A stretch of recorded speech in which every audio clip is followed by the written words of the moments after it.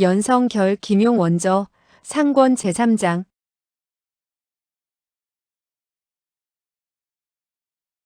인정은 국화처럼 다음 날 정오 감방 안에는 계속해서 17명의 죄수가 수감되었다. 키가 큰 사람, 키가 작은 사람, 늙은 사람, 젊은 사람 등 생김새를 보아 모두 강호의 무사들이었다. 모두 한 감방에 수감했기 때문에 다리를 오므리고 있어야 했다. 저구는 사람들이 점점 많아지자 슬그머니 겁이 났다. 이 사람들은 모두 정전을 죽이러 온 것 같다. 5명의 강적이 온다고 했는데 17명이 온 것이다. 정전은 벽을 쳐다보고 누워 있었으며 아는 체도 하지 않았다. 죄수들은 노래를 부르고 큰 소리를 지르고 웃고 떠들고 놀다가 잠시 후엔 싸움이 일어났다. 저구는 머리를 숙이고 그들이 하는 말에 귀를 기울였다. 알고 보니 그들 17은 세파로 나누어 무슨 귀중한 보물을 훔치려고 모의하고 있었다. 저구는 눈을 옆으로 돌리다가 우연히 눈빛이 가장 흉악한 죄인과 마주쳤다. 그는 놀라 고개를 숙이고 생각했다. 내가 정형을 돕는다고 했지만 나의 무공은 소멸되었으니 이따 공격해 온다면 어떻게 하지? 정형의 무공이 아무리 높다고 해도 저들을 전부 죽일 수는 없잖아. 날은 점점 어두워져 갔다. 체격이 건장하게 생긴 한 남자가 큰 소리로 외쳤다. 먼저 확실하게 해둘 게 있다. 이곳 주인은 바로 우리 동정방이다. 이의가 있는 놈은 빨리 나와라. 내가 쓴맛을 보게 해주겠다.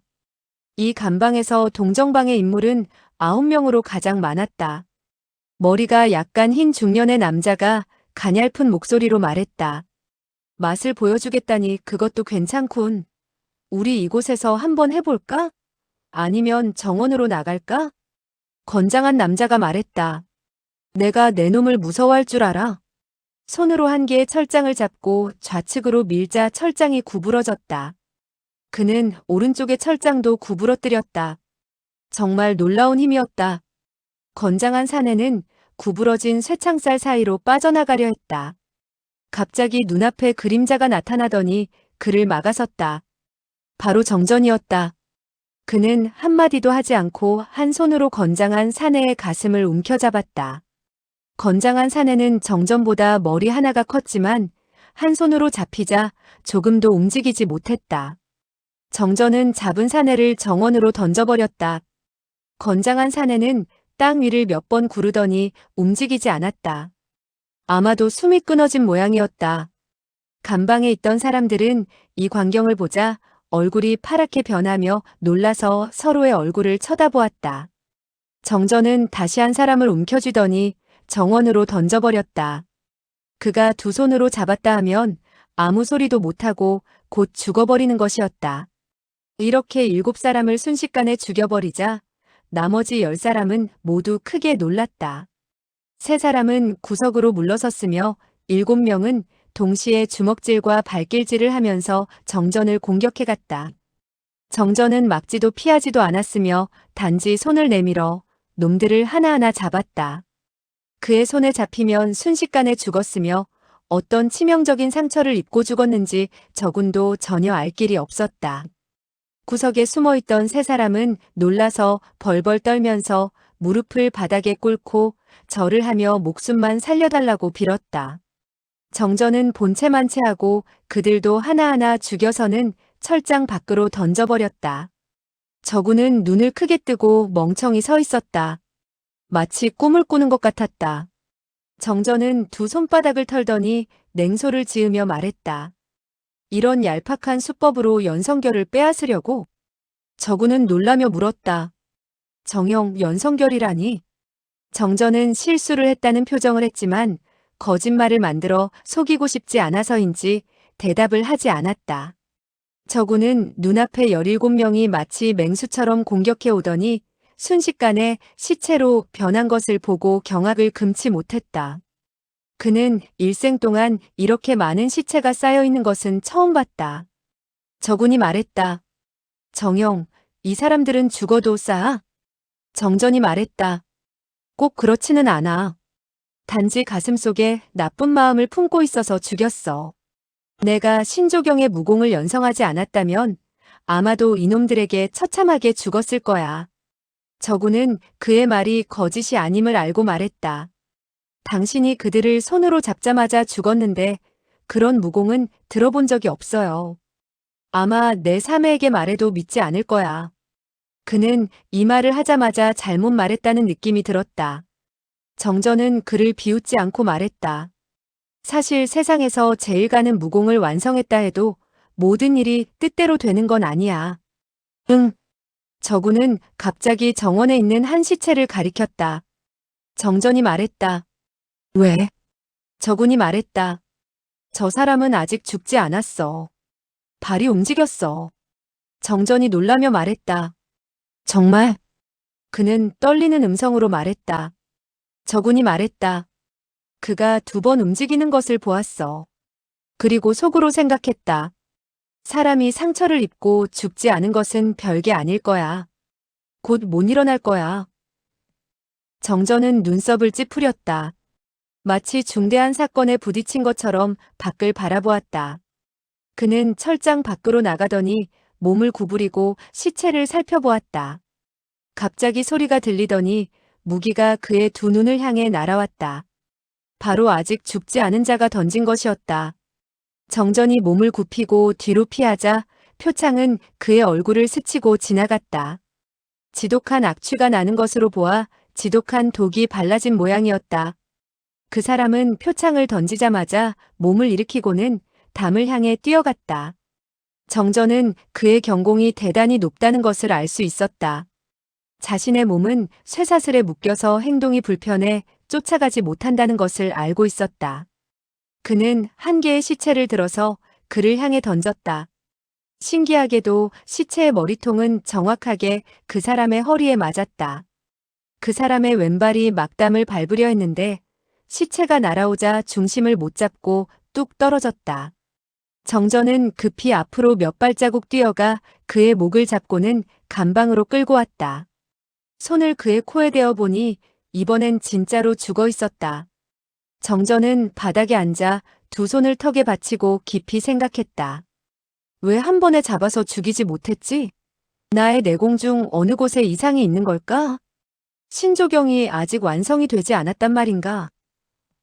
그 원인을 찾지 못해 머리를 갸웃하며 시체의 가슴에 손을 갖다 댔다. 갑자기 아주 딱딱한 느낌이 그의 손가락에 와닿았다. 정전은 한편으로는 놀라고 한편으로는 기뻐서 말했다. 알았다, 알았어. 그 사람의 옷을 벗기니 몸에 검고 윤이 나는 속옷이 입혀져 있었다. 그는 기뻐하며 말했다. 알고 보니 이것 때문이었군. 놀랐잖아. 저구는 이상하다는 듯 물었다. 왜 그래요? 정전은 그 사람의 옷을 벗기고는 검은 속옷을 벗겼다. 그는 웃으며 말했다. 적형, 이 옷을 속에 입어. 저구는 검은 옷이 보물이라는 것을 눈치채고 말했다. 이건 형씨의 물건인데 어떻게 내가 탐할 수 있겠어? 정전이 말했다. 자네의 물건이 아니라면 탐을 내지 않겠다고. 화가 난 목소리였다. 저구는 그가 화를 내자 두려워졌다. 형이 꼭 입으라면 입을 수밖에 없지. 정전이 정색하고 말했다. 이봐, 자네의 물건이 아니면 가지지 않겠단 말이지. 저군이 말했다.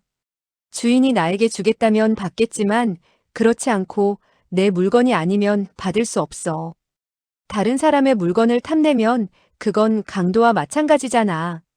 잠시 후 고개를 들고 다시 말했다. 정형도 아시다시피 나는 누명을 쓰고 이곳에 갇혔어요. 난 평생 동안 나쁜 일을 한 적이 없어요. 정전은 고개를 끄덕이며 말했다. 좋아, 좋아. 자네 같은 친구를 둔 게 정말 기쁘다. 자, 빨리 이 옷을 입어. 저구는 아무 꺼리낌 없이 옷을 벗고는 검은 옷을 입었다. 그리고 그 겉에는 더럽고 냄새나는 속옷을 입었다. 그의 2 손은 쇠사슬로 묶여 있었기 때문에 옷을 바꿔 입는데 매우 힘이 들었다. 정전이 그의 옷을 몇 군데 찢고 나서야 겨우 입을 수 있었다. 검은 속옷은 알고 보니 앞뒤 2 조각이었기 때문에 단추만 잠그면 입기 쉬웠다. 정전은 그가 옷을 다 입자 말했다. 칼과 창이 들어가지 않는 이 보이는 대설산에서 서식하는 검은 누에로 만든 거야. 이 옷은 두 조각으로 된 옷이야. 가위로 자르지도 못해. 앞에 것과 뒤에 것을 끼워야지. 이 녀석은 설산파의 주요 인물이라서 이 오자미를 입고 있었던 거야. 보물을 훔치러 왔다가 오히려 보물을 주고 갔군. 저구는 이 검은 옷이 매우 귀중한 물건이라는 것을 듣고 급히 말했다. 정영, 형은 원수들이 많으니 이 옷을 입어야 되잖아요. 그리고 매월 15일만 되면. 정전은 손을 저으며 말했다. 난 신조공으로 몸을 보호하면 되니까 오자미는 필요 없어. 매월 15일의 고문과 구타는 내가 원하는 거야. 그 옷을 입으면 뜻대로 안 되잖아. 그까짓 고통은 아무것도 아니야. 저구는 이상해서 더 묻고 싶었다. 정전은 말했다. 자네 얼굴에 수염을 붙이고 나로 분장했지만 아직은 위험해. 내가 옆에서 보호한다고 해도 허점이 있을 거야. 지금 자네에게 내공의 비결을 말해줄 테니 잘 들어. 전에 정전이 전수하겠다고 할 때 저구는 한마디에 거절했다. 하지만 지금은 자신이 누명을 쓰고 이곳에 있다는 것을 알고부터는 가슴에 복수심이 불타고 있었다. 당장이라도 밖으로 나가 만규를 죽이고 싶었다. 그는 정전이 맨손으로 강호의 고수들을 하나하나 무찌르는 것을 보고 자신도 몇 가지 무공을 배워야겠다고 생각했다. 탈옥하여 복수를 할 수 있다고 생각하자 갑자기 피가 뜨거워지며 얼굴이 붉게 달아올랐다. 정전은 그가 틀림없이 고집을 부리며 내공을 배우지 않을 거라고 생각했다. 저군에게 설득을 하려고 하는데 갑자기 저군이 무릎을 꿇고 울면서 말했다. 정영, 나에게 무공을 가르쳐줘요. 나는 복수를 해야 돼요. 정전은 웃으면서 말했다. 복수쯤이야 쉽지. 저군이 부탁하자 정전은 신조공의 비결과 무공 동작을 알려주었다. 저군은 전수받자 쉬지 않고 계속해서 연습을 했다. 정전은 그가 아주 열심히 연마하는 것을 보고 웃으면서 말했다. 신조경을 다 배우면 천하의 적수가 없어. 그렇게 쉽게 연마할 수 있을 것 같아? 나는 내공 실력이 대단히 높은데도 12년이 걸렸어. 자넨 무공을 연마할 땐 열심히 해야 돼. 그건 아주 중요한 거야. 그리고 하나하나 순서대로 연마하되 마음을 가라앉히고 잡념이 조금도 있으면 안 돼. 내 말을 꼭 명심해야 돼. 저구는 이때부터 그를 큰형이라고 불렀다. 사실 마음속으로 사부님이라고 생각했으며 그의 말이라면 뭐든지 다 들었다. 하지만 복수심이 파도처럼 펄럭이는데 어떻게 마음을 가라앉힌단 말인가? 다음 날 옥졸은 크게 놀라며 떠들어댔다. 옥졸, 포졸들은 반나절 떠들어대더니 저녁이 되자 비로소 17구의 시체를 떼매고 나갔다. 정전과 저구는 그들이 서로 싸우다가 죽었다고 말했다. 옥졸도 더 이상 묻지를 않았다. 저구는 하루 종일 정전이 입으로 전수한 무공을 연마했다. 신조공을 연마하는 것은 그렇게 어렵지 않았지만 마음속의 잡념을 없애는 것은 매우 어려운 일이었다. 저구는 사매가 생각났으며 잠시 만규가 생각났으며 잠시 사부님이 생각났다. 밤이 되자 비로소 마음이 가라앉았다. 갑자기 앞가슴과 등에 강한 충격이 가해졌다. 그것은 마치 두 개의 쇠망치로 앞뒤를 치는 것 같았다. 저구는 눈앞이 캄캄해져 기절할 뻔했다. 통증이 가라앉아 눈을 떴다. 자신의 앞에 2명의 중이 서 있었다. 고개를 돌리자 3명의 중이 서 있었다.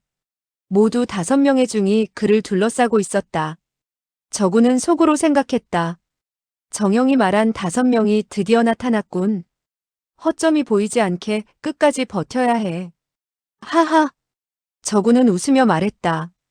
5명의 스님이 무슨 용건이 있어서 찾아왔소? 왼쪽의 중이 말했다. 빨리 연성결을 내놔라.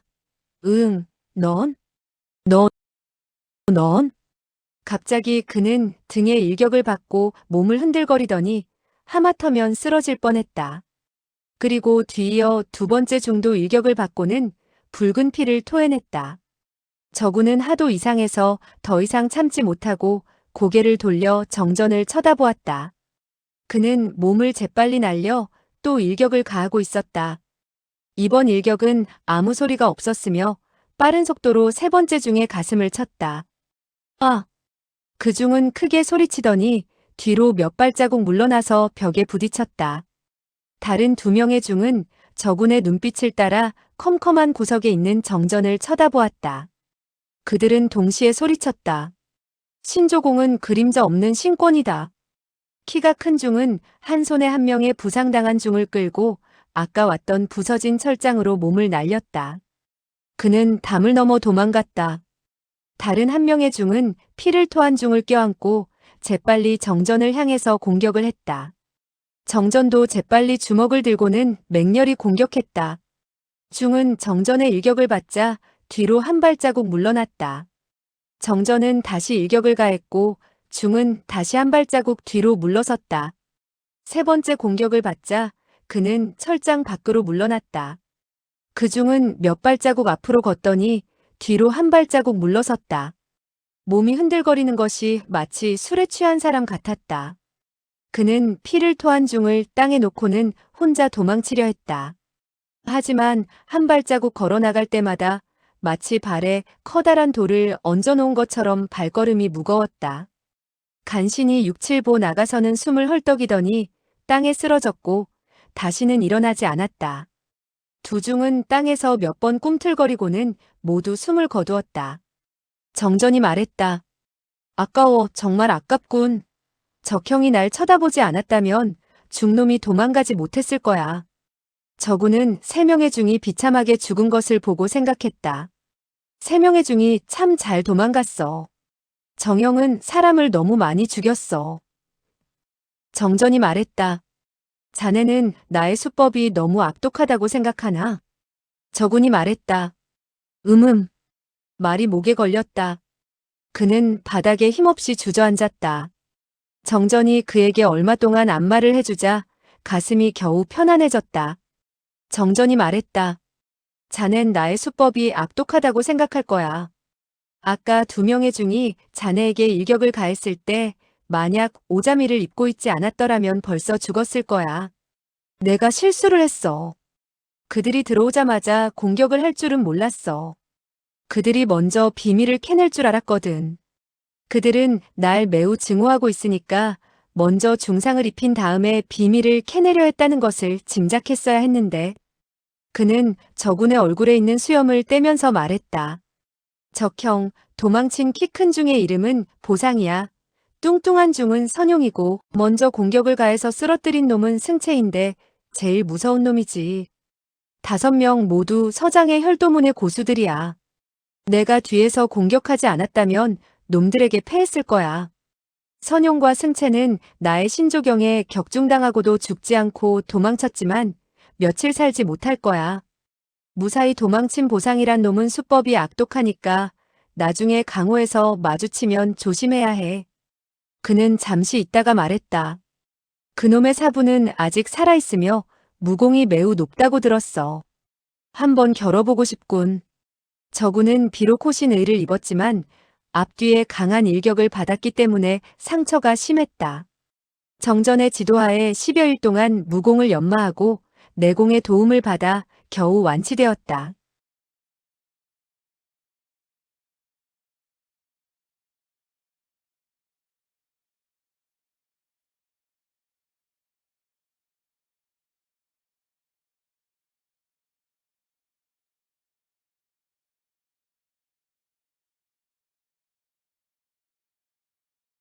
그 후 2년 동안은 매우 조용히 지냈다.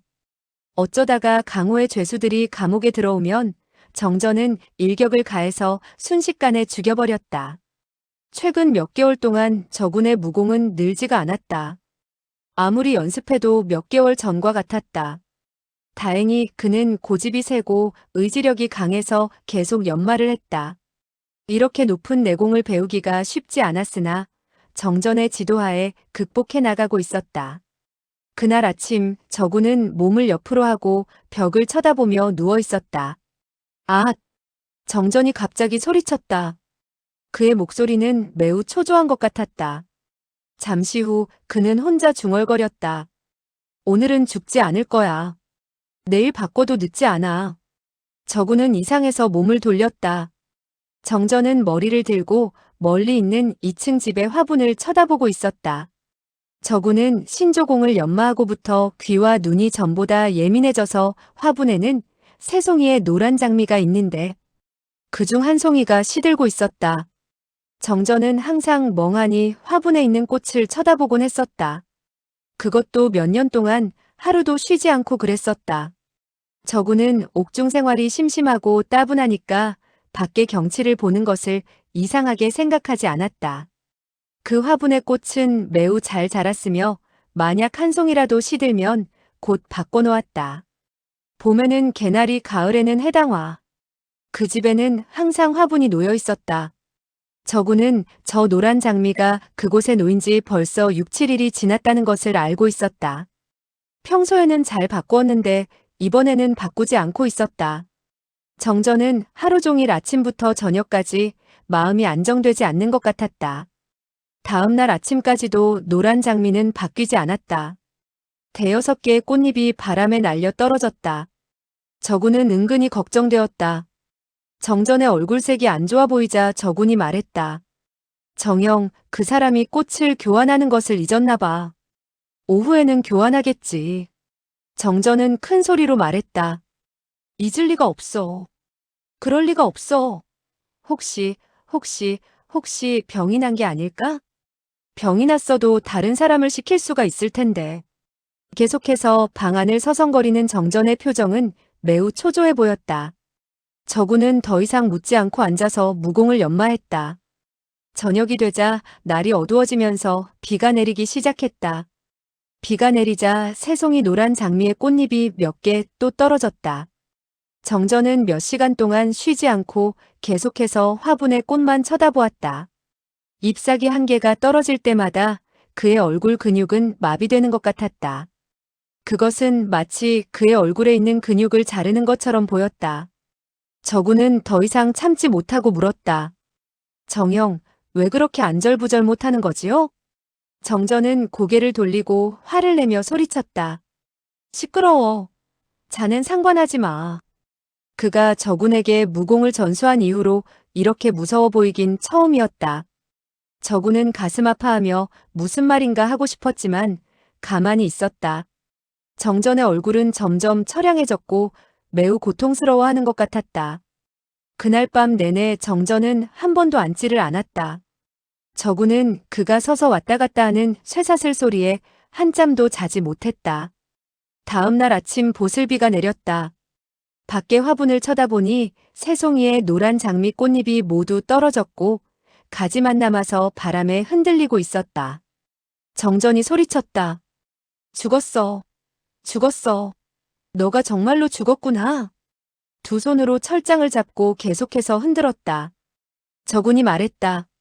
큰형, 그가 보고 싶으면 함께 가서 보면 되잖아. 정전이 말했다. 보러 가자고. 보러 갈 수 있을까? 내가 갈 수 있으면 벌써 갔을 거야. 뭐하러 이런 냄새 나는 감방에 앉아 있겠어? 저군은 이유를 몰라서 눈을 크게 뜨고 가만히 있었다. 그날 정전은 하루 종일 두 손으로 머리를 잡고는 쭈그려 앉아 있었다. 그는 발도 움직이지 않았으며 아무것도 먹지 않았다. 멀리서 일경을 알리는 종소리가 들려왔다. 시간은 자꾸만 흘러갔다. 얼마 있지 않아 이경을 알리는 종소리가 들려왔다. 정전은 천천히 일어나며 말했다. 적형, 함께 보러 가자. 말투가 매우 평온했다. 저군이 대답했다. 좋아요. 정전이 손을 내밀어 두 개의 철장을 잡고 천천히 양쪽으로 밀자 천천히 구부러졌다. 정전이 말했다. 쇠사슬을 잡어 소리를 내면 안 돼.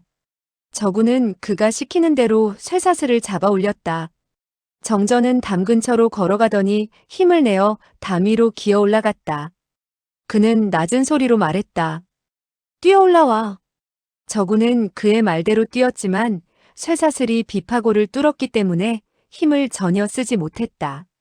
그는 3척밖에 뛰지를 못했다. 정전은 손을 내밀어 저군을 끌어올렸다. 두 사람은 동시에 뛰어내렸다. 겨우 담을 넘었지만 감옥 밖에는 아주 높은 담이 하나 더 있었다. 정전은 넘을 수 있었지만 저구는 아무래도 힘들어 보였다. 정전은 한 소리 기합을 지르더니 등을 벽에 부딪혔다. 순간적으로 큰 소리가 나며 벽돌은 산산조각이 나며 담에 구멍이 나 있었고 정전은 보이지 않았다. 알고 보니 정전은 신조공의 내력으로 담을 뚫고 지나간 것이다. 저구는 한편으로 놀라고 한편으로는 기뻐하며 급히 밖으로 빠져나왔다. 밖은 작은 골목이었다. 정전은 그에게 손짓을 하며 골목 끝을 향해서 걸었다. 골목을 나오자 널따란 거리가 보였다. 그들은 형주의 넓은 거리를 지나서 한 대장간 앞에 이르렀다. 정전이 손을 들어 대장간의 문을 힘껏 밀자 대문이 열렸다. 안에 있던 대장장이가 놀라서 소리쳤다. 도둑이야.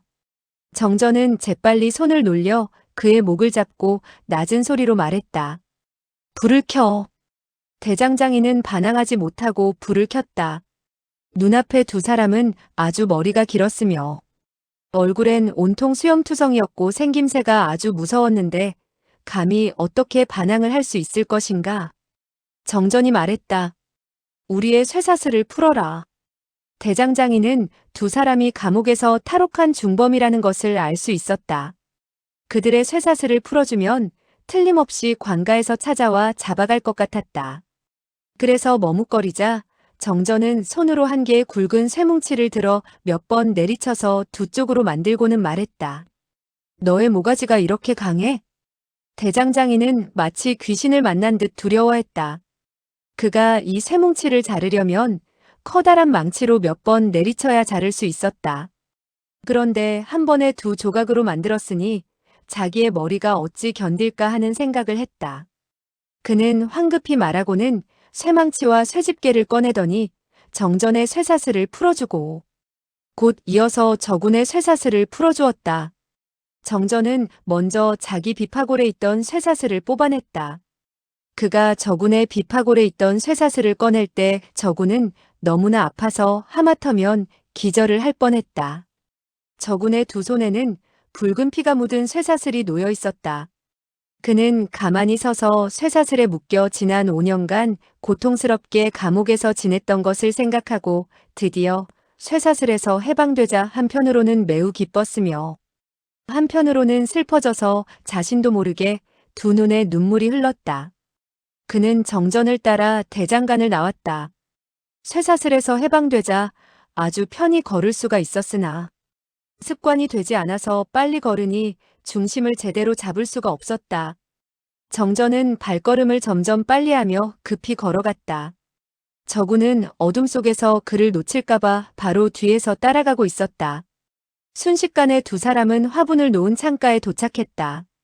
정전은 고개를 들고 잠시 생각하고는 들어가려다 멈추었다.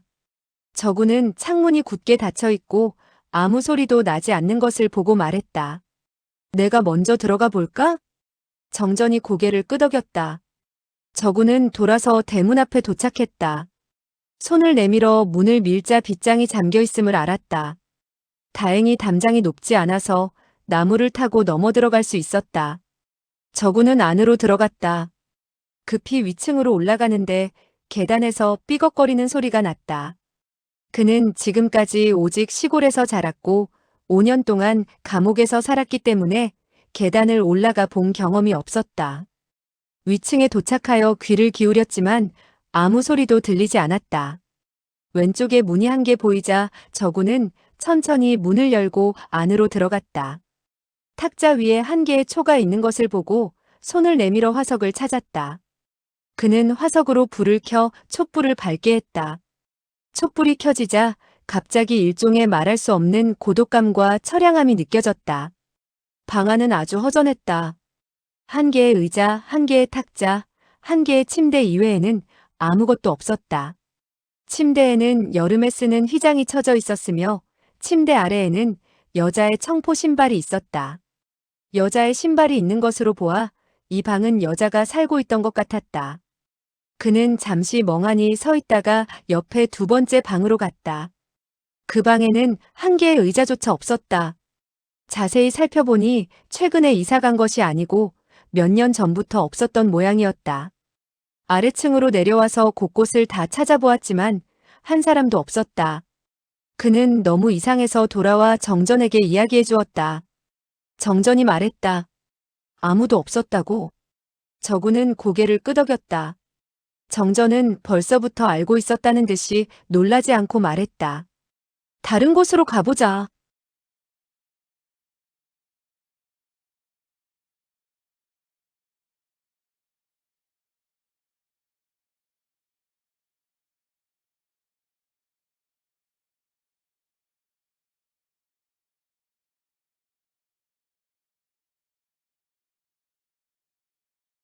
붉은 대문 앞에 오니 문에는 두 개의 커다란 동정이 걸려 있었다. 문 밖에는 두 개의 큰 등이 걸려 있었는데 하나엔 형주부 정당이라고 쓰여 있었고 다른 등엔 능부라고 쓰여 있었다. 저구는 놀라 생각했다. 여긴 형주부 능지부의 사택인데 정형이 이곳에 왜 왔지? 그를 죽이려고 하는 걸까? 정전은 그의 손을 잡고 아무 말 없이 담을 넘어 들어갔다. 그는 능지부에 대해 너무 잘 알고 있었다. 마치 자기 집에 들어온 것처럼 행동하고 있었다. 두 개의 복도를 지나서 화원의 문 앞까지 왔다. 창문의 구멍으로부터 불빛이 새어나오자 정전은 떨리는 목소리로 말했다. 이봐, 자네가 들어가게. 저군이 손을 내밀어 문을 열자 촛불의 불빛에 눈이 부셨다. 탁자 위에는 두 개의 초가 타고 있었다. 알고 보니 여긴 영당이었다. 그는 영당, 관 또는 죽은 사람을 볼까봐 들어올 때부터 겁을 먹고 있었다. 예상은 했지만 진짜로 마주칠 줄은 몰랐다. 그는 떨면서 영패를 보니 사랑하는 딸 능상화의 영이라고 쓰여 있었다. 갑자기 뒤에서 인기척이 들리더니 정전이 들어왔다. 정전은 잠시 멍청하게 서 있더니 탁자에 엎어져서 울먹이기 시작했다. 상화야, 결국은 내가 먼저 갔구나. 짧은 순간 저군의 뇌리에는 무수한 상념이 떠올랐다. 이 정형이 여지껏 이상한 행동을 한 이유를 얼핏 알 수 있을 것 같았다. 정전은 자신이 탈옥한 중범이라는 것을 잊고 있었으며 지금 지부 나리의 집에 와 있다는 것도 잊고 있었다. 그는 더욱 슬프게 흐느꼈다. 저군은 어쩔 수 없다는 것을 알고 가만히 서 있었다. 정전은 한참 동안 운 뒤 천천히 일어서서 뒤쪽에 처진 장막을 걷었다. 장막을 걷자 그곳에는 한 개의 관이 놓여 있었다. 그는 두 손으로 관을 꼭 껴안고는 얼굴을 관뚜껑에다 갖다 댔다. 그는 훌쩍거리면서 말했다. 상화, 상화, 이럴 수가 있어? 죽기 전에 왜 나에게 오라고 하지 않았어? 저구는 갑자기 발자국 소리를 들었다. 문 밖에 몇 사람이 오는 것 같았다. 저군이 급히 말했다. 정영, 누가 오고 있어요. 정전은 관에 입맞춤을 했으며 밖에 사람이 오는 것에 대해선 신경을 쓰지 않았다. 불빛이 환하게 비치더니 두 사람이 횃불을 들고 들어와서 말했다. 누가 여기에서 떠드는 거야? 두 사람의 뒤에는 45, 6세쯤 되어 보이는 중년 남자가 서 있었다. 옷을 화려하게 입었으며 얼굴색은 매우 창백해 보였다. 그는 저군을 한번 쳐다보고는 말했다. 넌 누구냐? 여기서 뭐 하는 거냐? 손에 횃불을 든 사람이 욕을 하며 말했다. 괘씸한 놈, 이분은 형주부 능나리이시다. 건방진 놈, 야심한 밤에 여기서 뭘 하는 거냐? 빨리 무릎을 꿇어라. 저군은 냉소를 지으며 우습다는 표정을 지었다. 정전은 눈물을 닦고 말했다. 상화는 언제 죽었소? 무슨 병으로 죽었소? 매우 침체된 목소리였다. 능지부는 그를 한번 쳐다보고는 말했다. 누군가 했더니 바로 정전 정대협이셨구려. 내 딸은 불행히도 죽었소. 내 딸은 5일 전에 죽었는데 의원도 무슨 병인지 알아내지 못했으며 아주 고통스러워하며 죽었다네. 정전은 원망하는 투로 말했다. 그건 당신의 소원이었잖소? 능지부는 한숨을 쉬며 말했다. 정대협, 당신의 고집은 너무 강했소. 진작 말을 했으면 내 딸도 죽지는 않았을 거요. 나와 그대는 장인과 사위가 될 수 있었는데 이게 무슨 천재지변이란 말인가. 정전은 큰 소리로 말했다. 내가 상화를 죽였다고요? 당신이 상화를 죽이지 않았소?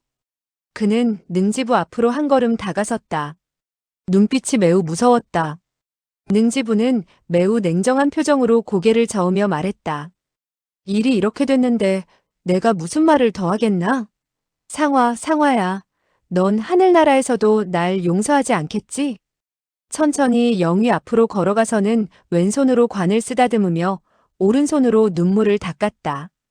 정전이 말했다. 오늘 내가 당신을 죽이면 상화가 나를 원망할 것이오. 능지부, 당신은 나에게 7년 동안 고통을 주었소. 당신 딸의 얼굴을 봐서 지난 빚을 오늘 여기서 청산하겠소. 다시 한번 나의 성질을 건드렸다가는 가만두지 않겠소. 적형, 그만 가자. 능지부는 한숨을 쉬며 말했다. 정대협, 우리들의 처지가 이 지경이 되었는데 무슨 좋은 점이 있나? 정전이 말했다. 부끄러운 점이 없나 가슴에 손을 대보고 생각해 보시오. 당신은 연성결 때문에 딸의 생명까지도 빼앗아갔단 말입니다. 능지부가 말했다. 정대협, 가기 전에 연성결을 내놓고 가시오. 그러면 그대에게 해독제를 주겠소. 괜히 죽으려 할 것까지는 없지 않소? 정전은 놀라며 말했다. 무슨 해독제요? 이때 그는 얼굴, 입술, 손바닥에 갑자기 약간의 마비 증세가 왔다. 동시에 일진의 꽃향기를 맡았다. 이 꽃향기. 그는 놀랐으며 화가 났다. 몸이 흔들거렸다. 능지부가 말했다. 난 어떤 빌어먹을 놈이 관을 열고 내 딸의 결백한 시체에 손을 댈까봐. 정전은 화를 내며 말했다. 능퇴사, 이 악독한 놈. 그는 몸을 일으키면서 그에게 일격을 가했다. 뜻밖의 독약이 너무 강해 순식간에 약효가 온몸으로 퍼졌으며 신조공의 효력을 발휘할 수가 없었다. 능지부는 몸을 옆으로 피했는데 동작이 매우 빨랐다.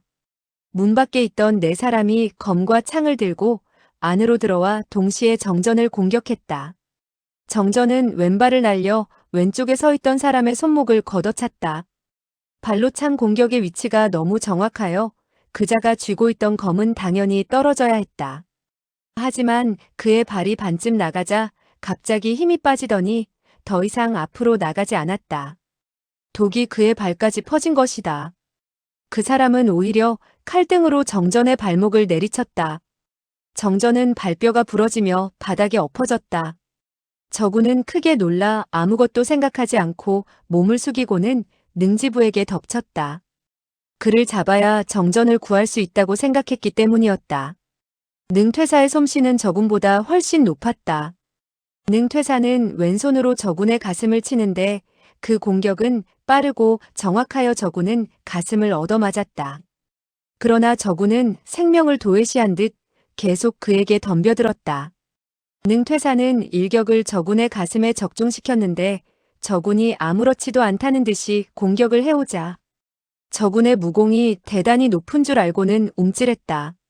저군은 오자미를 입고 있어 능퇴사의 일격에 충격이 완화되었고 그 움찔거리는 틈을 타서 재빨리 가슴을 틀어잡았다.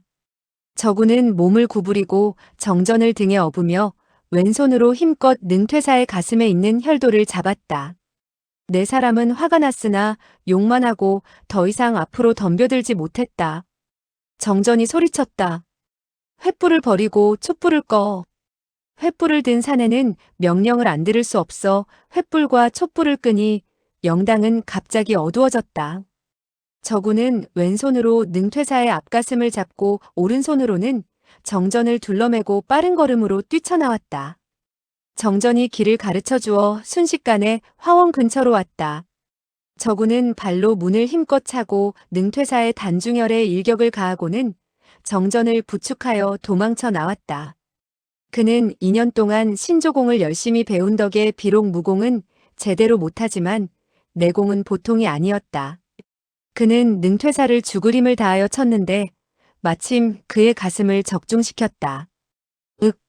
능퇴사는 일격을 맞고 신음소리와 함께 뒤로 벌렁 나가떨어졌다. 그의 부하들은 매우 놀라며 능퇴사를 구하려고 정신이 없었다. 아무도 정전과 저군이 도망가는 것을 잡으려고 하지 않았다. 정전은 손과 발이 마비되었으나 정신은 또렷했다. 그는 강릉성의 지리를 매우 잘 알고 있었으며 저군에게 길을 인도했다. 얼마 후 그들은 성에서 멀리 떨어진 한 채의 낡은 집에 도착했다. 정전이 말했다. 능지부는 틀림없이 성문을 걸어 잠그고 세밀히 수색할 거야. 난 깊이 중독이 돼서 성을 빠져나가지 못해. 이 낡은 집은 귀신이 나온다고 해서 사람들이 접근을 안 해. 잠시 이곳에 숨어 있자. 저구는 그를 천천히 한 그루의 매화나무 아래에다 내려놓고 말했다. 정영은 무슨 독에 중독되었지요? 어떻게 구해야 하나요? 정전은 한숨을 쉬고 말했다. 내가 중독된 독은 금파순화라고 하는 것으로. 이 독은 천하에 해독제가 없으므로 나를 구할 수는 없어. 저구는 크게 놀랐다. 전신이 얼음처럼 차가워졌다. 그는 떨리는 목소리로 말했다.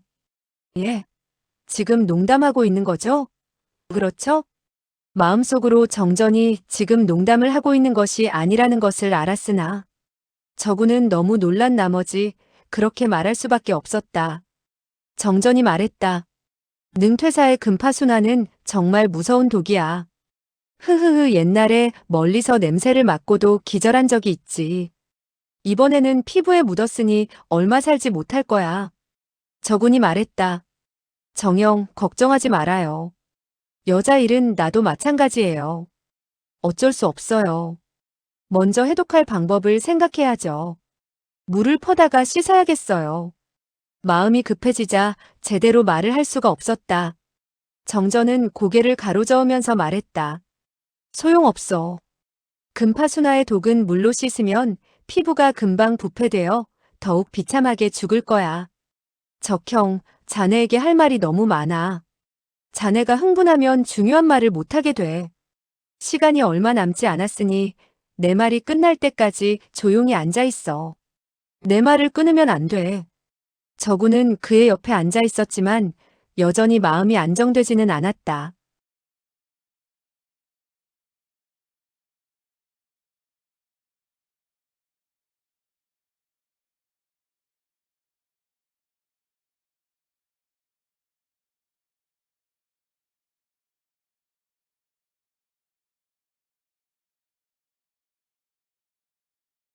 정전은 아주 침착하게 이야기했다. 마치 다른 사람의 일을 말하는 것 같았으며 그와는 아무 상관이 없는 것처럼 말했다. 난 형문 사람이고 무림세가 출신이야. 내 아버지의 명성도 강호에선 꽤 유명했어. 나의 무술 배우는 자질이 매우 높아 우리 파의 무공뿐 아니라 두 분의 사부님을 더 모셨어. 젊어서는 결투를 좋아해서 작은 명성까지 얻었지. 아버님이 돌아가시자 많은 재산을 물려받았지. 하지만 혼인은 하지 않고 무술만 연마하면서 강호의 많은 친구를 사귀었어. 15년 전의 일이지. 난 배를 타고 사천을 거쳐 삼엽에 도착했어. 그날 밤 나는 배에 있었는데 부두에서 싸우는 소리가 났어. 나는 무술을 좋아하고 호기심이 일어나 밖을 내다봤어. 그날 밤 달이 너무 밝아서 아주 자세히 볼 수 있었지. 세 사람이 한 명의 노인을 공격하는데 세 사람은 모두 강호에서 알아주는 사람들이었어. 난 그들을 알고 있었지. 한 사람은 오은수 만진산. 저구는 속으로 부르짖었다. 아, 내 400. 또 한 사람은 육지신룡 언달평. 저구는 또 속으로 생각했다. 둘째 400님인데 난 한 번도 본 적이 없는 분이셨어. 세 번째 사람은 검을 들고 있는데 솜씨가 대단했어. 바로 철소행강 척장발이었어. 저구는 일어서며 외쳤다. 내 사부님이. 난 만진산을 몇 번 본 적이 있기 때문에 그의 무공이 굉장히 높다는 것을 알고 있었지.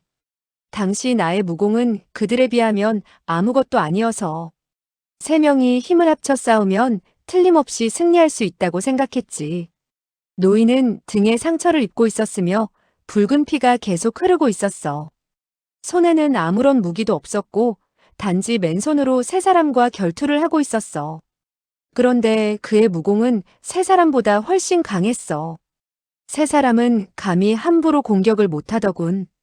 보면 볼수록 만진산 등은 노인을 죽이려고 공격을 하는 것 같았어.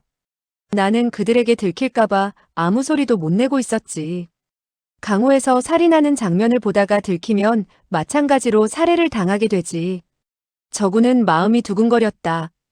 한참 동안 결투를 했는데 노인의 등에선 피가 끊임없이 흘러내렸어. 그는 참지 못하고 소리를 질렀어. 좋다, 너희들에게 주겠다. 몸속에서 뭘 꺼내는 것 같더군.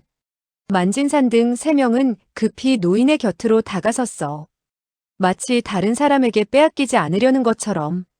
갑자기 그 노인은 두 손을 앞으로 내밀어 일격을 가하고는 세 사람이 물러서는 틈을 타서 물로 뛰어들었어.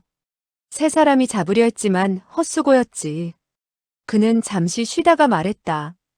장강의 물이 3엽에서부터 흐르기 시작하여 삼두평에 이르면 물살이 매우 급했어. 순식간에 노인은 어디로 갔는지 그림자도 보이지 않았어. 하지만 자네의 사부는 포기하지 않고 내 배에 뛰어올라와 대나무를 잡고는 강을 휘젓는 거였어. 노인을 죽였으면 당연히 기뻐해야 하는데 세 사람의 얼굴은 굉장히 무서웠어. 나는 겁이 나서 더 이상 보지 못하고 이불을 뒤집어 쓰고는 그들이 서로 싸우는 소리를 들었어. 마치 서로를 원망하는 것 같았어. 저구는 입술을 꽉 깨물었다. 나는 세 사람이 멀리 떠나간 뒤에야 비로소 일어났어. 그런데 뒤에서 무슨 소리가 나더니 사공이 비명을 질렀어. 머리를 돌려보니까 바로 그 노인이 흠뻑 젖은 몸으로 갑판에 누워 있었어. 노인은 강물에 뛰어든 뒤로 배 밑에 몸을 붙여 숨어 있다가 그들이 떠나가자 그때 나온 거야. 나는 급히 그를 배 안으로 업고 들어갔지. 그 노인은 숨을 헐떡거리면서 아무 말도 못했어. 정전은 저군의 긴장된 표정을 바라보고 다시 말했다. 만진산 일행은 끝까지 포기하지 않고 하류에 가서 시체를 찾으려고 했어. 난 의협심을 발휘하여 사람을 구해야겠다고 생각했지. 사공에게 삼엽으로 배를 돌리라고 명령했지만 야밤중에 어디 그게 쉬운 일이겠어? 결국은 돈으로 모든 것을 해결했지. 정전은 쓴웃음을 지었다. 마침 몸에 금창약은 가지고 있어서 노인을 치료해 주었어. 노인이 등에 맞은 칼자국은 매우 깊었으며 폐까지 뚫고 들어갔더군. 그건 고칠 수가 없었어.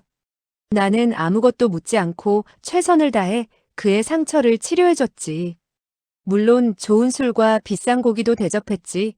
나는 그가 강물에 뛰어드는 것을 보았기 때문에 그의 무공과 담력이 대단하다는 것을 알았어. 아마 그것 때문에 내가 그렇게 잘 대접했는지도 몰라. 저구는 고개를 끄덕였다. 사흘 동안 치료해주자. 노인은 나의 이름을 묻더니 품에서 기름종이로 싼 물건을 나에게 주었어. 내가 말했지. 노인장의 집은 어디입니까? 제가 틀림없이 이것을 전해드리죠. 노인이 말하더군.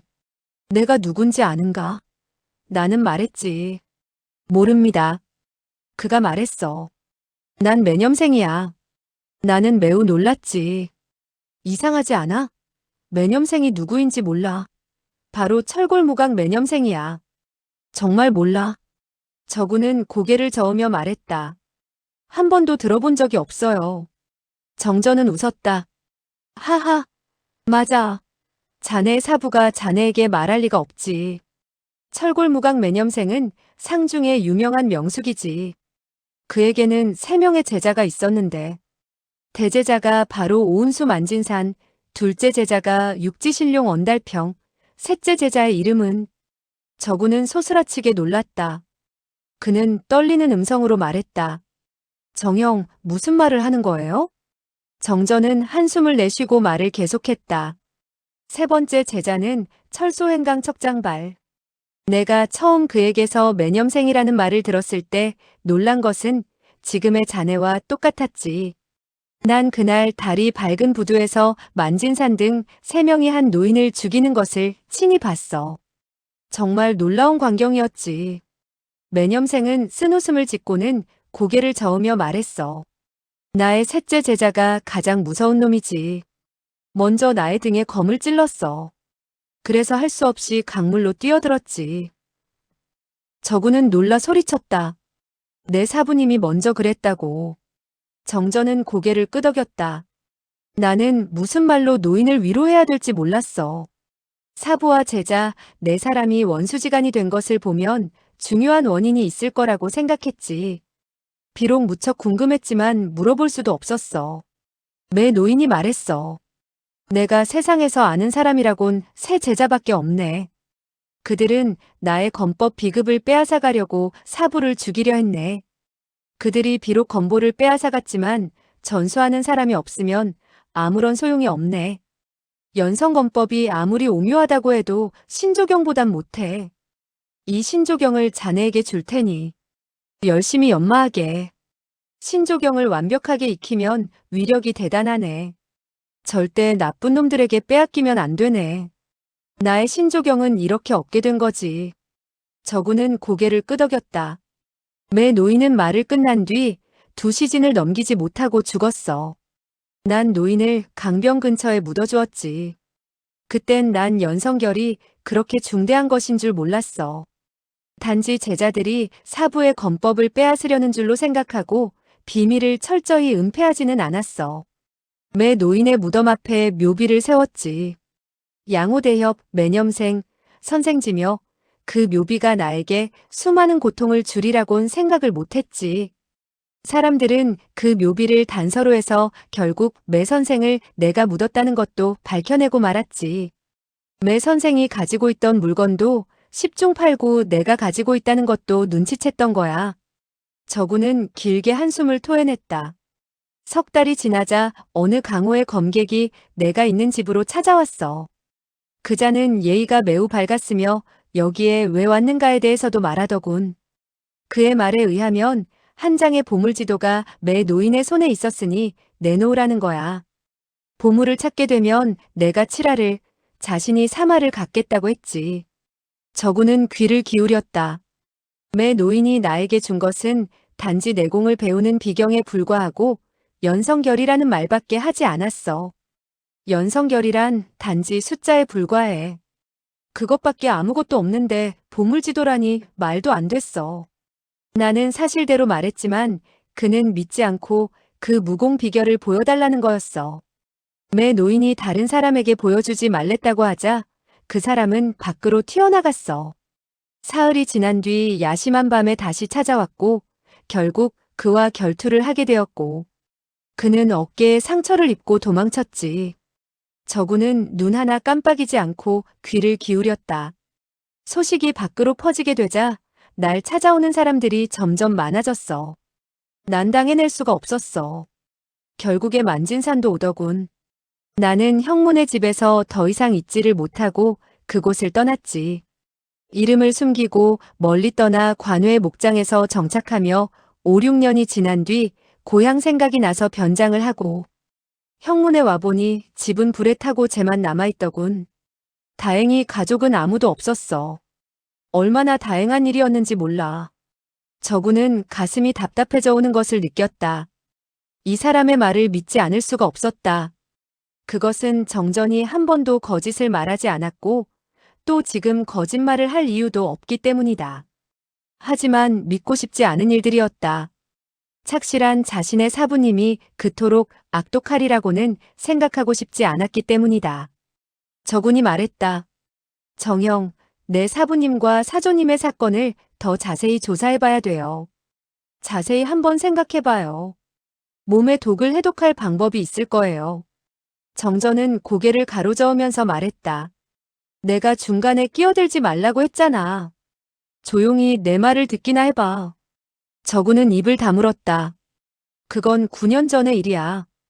9월 초에 나는 항구에 도착하여 관회에서 가져온 오래된 산삼을 약재상에 팔려고 했지. 약재상의 주인은 매우 친절했어. 장사가 끝난 뒤 나를 국화회에 초대했지. 국화회에는 정말 희귀한 품종이 많았어. 그런데 나는 꽃을 잘 모르는지라 대충 구경만 하고 있었지. 솔직히 그 꽃들에 무슨 의미가 있는지도 몰랐다. 그때 약재상 주인이 옆에 있던 능지부를 소개해 주었지. 그는 나에게 아주 예의 바르게 대했어. 그리고 옆에 서 있던 자신의 딸을 소개해 주었는데 바로 능상화였지. 아, 난 상화를 보는 순간 마치 벼락에 맞은 것 같았어. 세상에 이렇게 아름다운 여자가 있을까 싶었지. 내가 무림의 사람이지만 그런 아름다움은 처음 보는 것이었어. 정전은 그날 이후로 능상화의 생각뿐이었다. 며칠 동안 나는 용기를 내어 능지부를 찾아갔고 상화의 창가에서 그녀를 기다렸어. 얼굴이 붉어지는 게 느껴졌지만 그녀를 한 번이라도 더 보고 싶었지. 상화는 나에게 차를 대접해 주었고 나는 그녀에게 무술을 조금 가르쳐 주었어. 그렇게 몇 달 동안 우리는 서로에게 마음을 열었지. 상화가 어느 날 나에게 말했어. 오라버니, 아버님께서 연성결이라는 보물 지도를 찾고 계셔요. 난 그 말을 듣고 놀랐지. 아, 결국 내게 온 불행은 이 때문이었구나. 나는 그녀에게 사실대로 말했어. 매 노인이 나에게 준 것은 보물 지도가 아니라 무공 비급인 신조경과 연성건법이라고 말했지. 상화는 내 말을 믿지 못하는 눈치였어. 아니, 그녀는 내 말을 믿었지만 아버지에게 알려야 할지 고민하는 것처럼 보였어. 그녀의 고민하는 모습을 보고 나는 가슴이 아팠지. 나는 그날 밤 상화를 뒤로하고 급히 길을 떠났어. 그리고 강릉성에 도착했을 때 나는 능지부의 계략에 빠져들게 됐었지. 그는 자신의 딸을 미끼로 삼아 날 유인했던 거야. 나는 그에게 붙잡혔고 그는 날 감옥에 가두었어. 나의 비파골의 쇠사슬을 뚫고 발 뒤꿈치 힘줄을 잘라버렸지. 그때의 고통은 말로 표현할 수 없을 정도였다. 그는 내가 가진 연성결과 보물지도의 비밀을 알아내려고 온갖 고문을 다했어. 하지만 난 끝까지 입을 다물었지. 나는 그가 원하는 것이 보물이고 내가 입을 열지 않으면 날 함부로 죽이지 못할 거라는 것을 알고 있었거든. 그렇게 나는 감옥에서 7년의 세월을 보냈고 그 와중에 너를 만난 거야.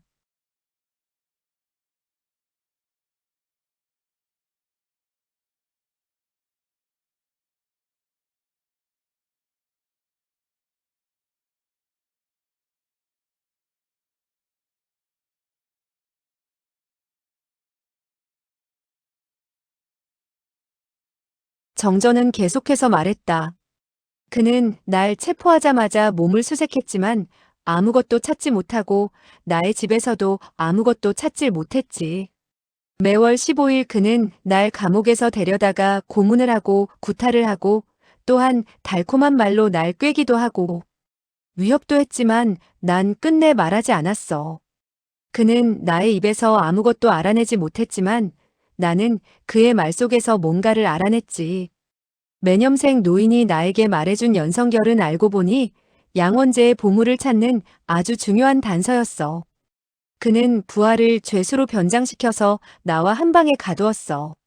그리고 뭔가를 알아내려고 했지만 한눈에 그가 첩자라는 것을 알아낼 수 있었지.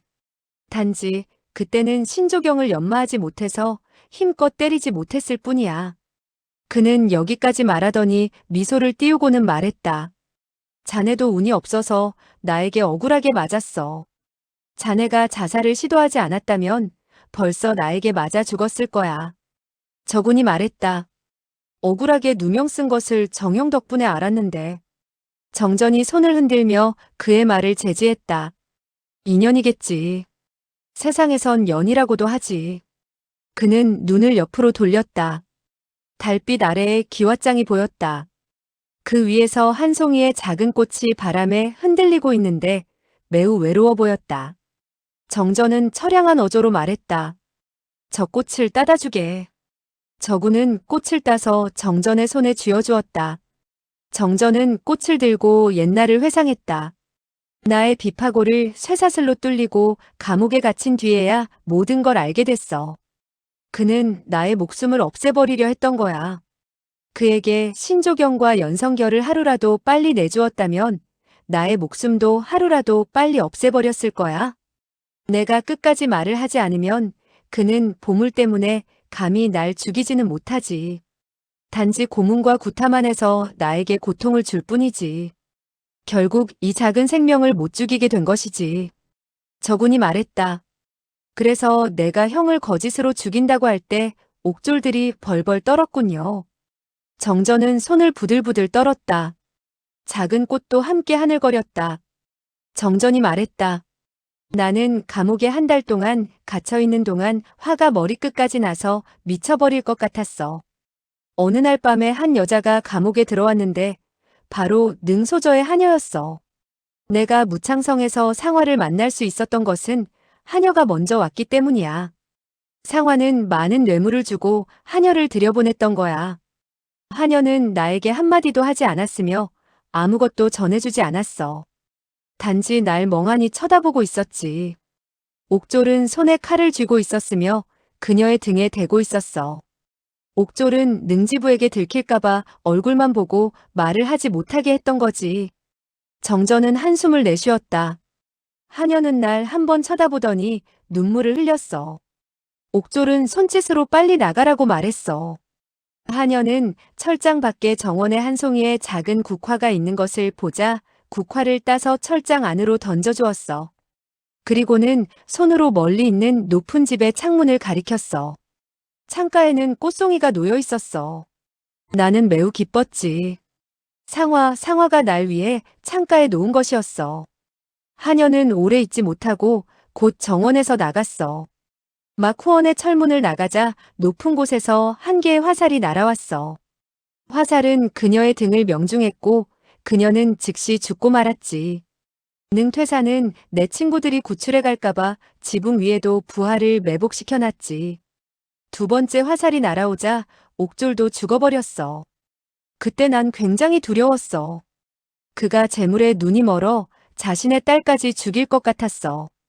더 이상 그를 화나게 하지 않았으며 매번 신문을 할 땐 일부러 벙어리인 척했어. 정전은 슬픈 얼굴을 했다. 하녀는 날 위해 죽었어. 그녀가 아니었으면 난 여지껏 참아오지도 않았을 거야. 창가의 화분이 상화가 날 위해서 놓은 것인 줄은 알았지만 상화의 얼굴은 보이지 않았어. 상화는 창가에 얼굴을 내밀고 날 쳐다보지 않았어. 난 이해할 수 없었어. 왜 날 한 번도 쳐다보려 하지 않느냐고 속으로 원망도 했지. 정전의 음성은 슬픔에 가득 차 있었다. 나는 더욱 열심히 신조경을 연마했지. 하루빨리 그녀와 다시 만나고 쇠사슬의 구속으로부터 벗어나고 싶었기 때문이었지. 난 철장을 빠져나가 상화와 만날 날을 학수고대했지. 신조공은 너무 오묘해서 하루아침에 완성할 수 없었어. 더군다나 비파골이 쇠사슬로 묶이고 발 뒤꿈치에 힘줄이 잘린 상태니 다른 사람보다 더욱 힘이 들었지.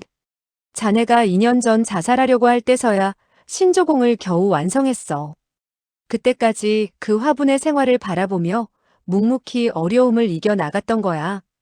능퇴사는 수단과 방법을 가리지 않고 비밀을 캐내려 했지. 자네와 날 한 방에 가둔 것도 그의 계략이야. 그는 부하를 감옥에 보내면 탄로날 것을 알고 진짜로 억울한 누명을 쓴 자네를 내 곁에 둔 거야. 시간이 지나자 사실을 알 수가 있었어. 자네와 난 좋은 친구가 됐으니 진실을 모두 말해준 것이지. 그는 나의 입에서 얻어내지 못한 것을 순진한 자네의 입에서 얻으려고 수작을 부린 거지. 그래서 난 끝까지 자네에게 이런 이야기를 하지 않으려 했던 거야. 하녀의 죽음, 그것은 나로 하여금 아무것도 믿지 못하도록 만들었지. 정전은 격양된 어조로 계속해서 말했다. 몇 년이 지났으니 능퇴사의 형주 지부 임기는 모두 끝났어. 다른 곳으로 발령이 나던가 아니면 승진을 해야 되는데 그는 뇌물을 써서 계속 그 자리에 머물러 있는 거야. 놈은 벼슬보다 보물에 더욱 관심이 많은 거지. 정전은 저군을 쳐다보며 말했다. 자넨 내가 감옥에서 나간 적이 없는 줄 알지? 신조공이 완성되는 그날 나는 밖으로 나갔어. 밖으로 나가기 전에 자네의 수혈을 짚어 잠을 자게 했을 뿐이야. 그날 밤 담을 넘을 때 나는 한바탕 결투를 할 줄 알았는데 능퇴사는 오랜 세월이 흐르자 경계를 풀고 밖의 포졸들을 모두 철수시켰더군. 그는 신조공이 그렇게 오묘하리라고는 생각하지 못한 거야. 쇠사슬로 비파골이 뚫리고 다리 힘줄이 잘라진 사람이 무공을 완성시키리라고는 생각을 못한 거지. 나는 높은 집의 창문 아래에 서자 가슴이 매우 두근거렸어. 그것은 옛날 창문 아래서 그녀를 보는 순간과 똑같았어. 용기를 내고 천천히 창문을 3번 두드리며 상화하고 불렀어. 정전의 음성은 떨리고 있었다. 그녀는 꿈속에서 깨어난 것처럼 흐릿하게 말했어. 정오라버니, 그대였군요? 꿈을 꾸고 있는 것은 아니겠지요. 나는 몇 년간의 고생 끝에 그녀의 목소리를 다시 들을 수 있었어. 나는 너무 기뻐서 몸이 떨려왔어. 상화, 나야. 도망쳐 나왔어. 그녀가 창문을 열어주길 기다리고 있었지. 전에도 우리가 만날 때는 항상 그녀가 창문을 열어주고 손짓을 해야 들어갈 수 있었지. 절대로 내가 먼저 들어간 적은 없었어. 뜻밖에도 그녀는 창문을 열지 않고 얼굴을 창문에 대고 낮은 소리로 말했어. 아, 오라버니. 살아계셨군요. 아버지가 날 속이지 않았군요. 나는 매우 기뻐서 말했다. 난 아직까지 죽지 않았어. 문을 열어줘. 상화를 보고 싶어. 그녀는 급히 말했어. 안 돼요. 안 돼요. 안 돼요. 나는 급히 물었지. 왜 안 되지? 그녀가 말했어. 당신을 죽이지 않으면 영원히 만나지 않겠다고 아버지와 약속을 했어요. 아버지는 나에게 맹세를 하라고 했어요. 만약에 당신을 다시 만나면 어머니가 지옥으로 떨어져도 괜찮다는 맹세를 했어요. 그녀는 여기까지 말하고 울기 시작했어. 그녀는 13살 때 어머니와 사별했으므로 어머니를 제일 사랑하고 있었어. 나는 능퇴사의 악독한 수법을 무척 원망했어. 상화가 그런 맹세를 안 했다고 해도 나를 죽일 수는 없었을 거야. 그는 결국 딸에게 강제로 맹세를 하게끔 했어. 그 맹세가 나의 희망을 모두 허공으로 날려보냈어. 나는 포기하지 않고 말했지. 상화, 함께 도망가자. 너의 눈을 천으로 가리면 영원히 날 보지 않게 되지 않겠니? 그녀는 울면서 말했어. 그건 안 돼요. 당신이 영원히 절 보지 않기를 원해요. 정전은 주먹을 불끈 쥐고 말을 계속했다. 가슴속에 맺혔던 원한이 폭발하면서 나는 소리쳤지. 왜지? 나는 꼭 봐야겠어. 그녀는 내가 화내며 말하자 부드럽게 말했어. 오라버니가 아버님께 잡힌 줄 알고 제발 풀어달라고 부탁했었어요. 아버님은 제가 당신을 잊어버리도록 다른 사람에게 시집 보내려고 했지요. 아무리 거절을 해도 어쩔 수가 없었어요. 그래서 할 수 없이 제 얼굴에 상처를 냈어요. 아, 저구는 여기까지 듣고 놀라서 소리를 질렀다. 정전이 말했다. 나는 너무 감격했고 또한 그녀가 불쌍해서 일격에 창문을 박살내고는 말았지. 그녀는 놀라더니 눈을 감고 손으로 얼굴을 가리고 말았어. 세상에서 제일 이쁜 그녀의 얼굴엔 18개나 되는 칼자국이 나 있었어. 얼굴에는 한 줄기 한 줄기 붉은 흉터가 나 있었어. 그녀의 아름다운 눈, 아름다운 코, 아름다운 입술은 전부 찌그러졌고 요괴처럼 변해 있었어. 난 그녀를 가슴속에 꼭 껴안았지. 그녀는 자신의 얼굴을 무척 아꼈는데 나 같은 나쁜 놈만 아니었더라면 그녀의 얼굴도 상처를 입지 않았을 거야. 내가 말했어. 누이, 얼굴보다 마음이 더 중요한 거야. 나 때문에 얼굴을 망쳤잖아. 내 마음속엔 옛날보다 10배, 아니, 100배 더 아름다워 보이는걸. 그녀는 울면서 말했다. 이젠 더 이상 어떻게 할 수가 없어요. 전 아버님께 다시는 당신을 만나지 않겠다고 약속했어요. 오라버니, 그만 돌아가세요. 나도 피할 수 없는 현실이라는 것을 알고는 말했지. 누이, 난 감옥으로 돌아가서 매일 창문의 화분을 쳐다보겠어. 그러면서 일생을 보내겠어. 그녀가 나의 목을 잡으며 말했어. 가지 마세요. 정전의 얼굴에 두 줄기 눈물이 흘러내렸다. 우린 서로 껴안고 아무 말도 하지 않았어. 그녀는 날 쳐다보지 않았고 나도 그녀를 껴안고 아무 말도 하지 않았어. 그녀의 얼굴이 못생겨서 그런 게 아니야. 하지만 그녀의 얼굴은 너무 추악했어. 한참 지나자 먼 곳에서 새벽 닭이 우는 소리가 들렸어. 동이 트기 시작한 거지. 그녀가 말했어. 오라버니, 난 돌아가신 어머니에게 더 이상 피해를 입힐 수가 없어요. 다시는 절 보러 오지 마세요. 내가 말했어. 다시 만나지 말자고. 그녀는 울면서 말했어. 다시는 만나지 말아요. 우리가 죽은 뒤 한 곳에 묻혔으면 좋겠어요. 어느 마음 좋은 사람이 저의 소원을 들어주었으면 좋겠어요. 그러면 난 하늘나라에서도 그 사람이 잘 되기를 축복할 거예요. 정전은 울음 섞인 목소리로 말했다. 내가 말했어. 이제 모든 것을 말해주겠어. 내가 알고 있는 연성결은 양원재의 보물을 찾는 중요한 단서야. 내가 말해줄 테니 잘 기억해둬. 그녀가 말했어. 싫어요. 그런 것을 기억해서 뭐해요? 아버지는 그것 때문에 절 이렇게 만들어놨어요. 오라버니, 전 듣고 싶지 않아요. 내가 말했어. 그러면 누이가 믿을만하고 착실한 사람을 찾아서 우리들을 함께 묻어달라고 해. 그 사람에게 모든 비밀을 말해주겠어. 그녀가 말했다. 전 평생 동안 집 밖으로 나가지 않을 거예요. 이런 모습으로 어떻게 사람을 만날 수 있겠어요? 그녀는 골똘히 뭔가를 생각하더니 말했어. 좋아요, 저에게 말해주세요. 전 당신과 함께 묻히고 싶어요. 이런 모습을 남에게 보여도 두렵지 않아요.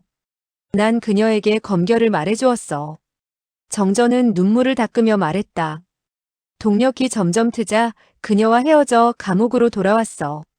얼마든지 탈옥할 수 있었지만 매일 그녀의 창가에 있는 생활을 보기 위해 그곳을 떠나지 않은 거지. 자객이 능퇴사를 암살하려고 했을 때 난 그를 구해줬어. 그건 능퇴사가 다른 사람에게 죽게 되면 상화는 홀몸이 되고 이 세상에는 그녀를 돌봐줄 사람이 없어서 그는 여기까지 이야기하고 흐느꼈다. 저군이 말했다. 큰형, 걱정하지 말아요.